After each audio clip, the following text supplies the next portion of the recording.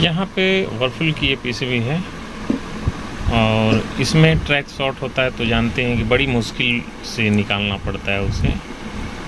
तो सबसे पहले तो ये कंफर्म करना पड़ेगा कि आखिर शॉर्ट है तो कौन सा है, ये है या ये है। तो इसके लिए सिंपल सा एकदम तरीका होता है, जैसे कि एक मोटर की ये है और एक मोटर की ये है, तो ये वाला इधर का है और ये वाला डायरेक्ट यहाँ का है।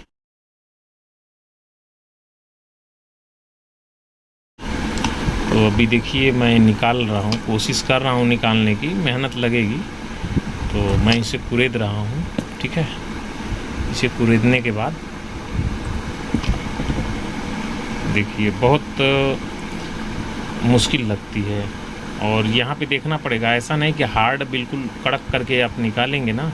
कड़क बोले तो ज़्यादा जोर लगा करके, तो यहीं पे एसएमडी भी रहती है, एसएमडी पार्ट भी है। तो यहाँ पे एक डायोड लगा है और एक जंपर है, तो निकालते समय अगर वो टूट जाएगा तो भी समस्या हो जाएगी। तो इसके लिए सबसे पहले कटिंग कर लेते हैं, जैसे मैंने यहाँ पे कटिंग किया, और इसे पूरा डीसोल्डिंग करेंगे। डीसोल्ड करने के बाद तब इसको निकालेंगे। और एक चीज़ और ध्यान देने वाली बात है, इसका एक ट्रैक ऊपर की तरफ रहता है इसमें, जैसे ये इनपुट है, ये आउटपुट है, ठीक है। ये आउटपुट यानी ये बीच वाला आउटपुट है, और ये यानी टर्मिनल 1 टर्मिनल 2 की बात है यहाँ पे। ये गेट है, तो गेट का कनेक्शन बैक साइड से है यहाँ पे। तो अगर जो ज़्यादा ज़ोर से खींचेंगे, बराबर नहीं रहेगा तो ट्रैक टूट जाएगा, फिर आपको यहाँ पे बनाना पड़ेगा। तो सबसे पहले इसे अच्छे से क्लीन करना होगा, थोड़ी देर लगती है इसमें, लेकिन हो जाता है। तो चलिए मैं भी वही काम कर रहा हूँ अभी तो फ़िलहाल। तो मैं इसे कुरेद करके साफ़ कर लेता हूँ, फिर आगे बढ़ते हैं। तो यहाँ पे निकालने का तरीका मेरे समझ से सबसे बेस्ट ये है, इसको इसमें से ढीला करिए और यहाँ पे साफ़ ना करके पहले इसको थोड़ा सा ऐसे घुमाइए। 10-20 चक्कर करने के बाद, ठीक है, 10-20 चक्कर करने के बाद इसकी टांगें जाएंगी टूट, ठीक है। अब ये टांगें टूटेंगी तो इसके अंदर जो ट्रैक है उनके ऊपर कुछ फ़र्क नहीं पड़ेगा।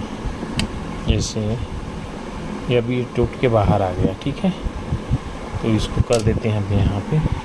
अब देखिए यहाँ पे अब साफ़ करना बहुत आसान हो जाएगा, क्योंकि इसके पास में जो टांगे के पास में जो है कोई एसएमडी उसमें नहीं रहेगी। तो क्लियर कट दूसरा हम इसमें आसानी से डाल भी सकते हैं, और इधर से साफ़ करने के बाद हम इसे वापस आसानी से खींच भी सकते हैं। तो मैं ऐसे ही करता हूँ। तो यहाँ पे देखिए कि अच्छे से मैंने साफ़ कर दिया इसे, और जो पिन थी वो निकाल दिया, क्लीन कर दिया। अब इसमें